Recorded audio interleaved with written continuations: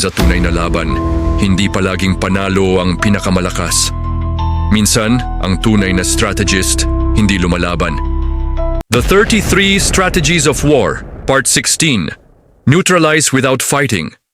Ang pinakamatalinong paraan para talunin ang kalaban?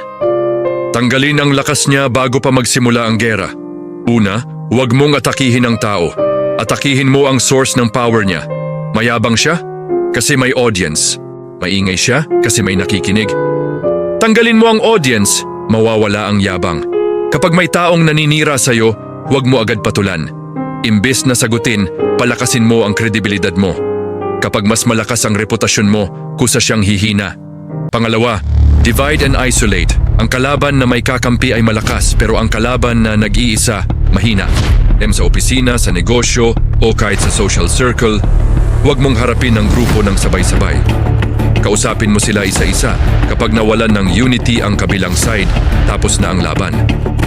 Pangatlo, win through indifference. May mga tao na nabubuhay sa reaksyon mo. Kapag pinansin mo, panalo sila. Kapag hindi mo pinansin, nawawalan sila ng gasolina. Ang hindi pag-react minsan ang pinaka-epektibong atake. Pangapat, use strategy, not emotion. Kapag galit ka, predictable ka. Kapag kalmado ka, delikado ka. Ang tunay na strategist iniisip, paano ko siya mapapahina nang hindi ko kailangang makipagsagutan? At tandaan, ang bawat laban na iniiwasan mo ay enerhiya na naiipon mo para sa mas malaking laban. Sa chess, hindi mo kailangang patayin lahat ng piyesa. Minsan sapat na ang i-corner ang hari, ganyan din sa buhay. Hindi lahat ng conflict kailangan ng confrontation.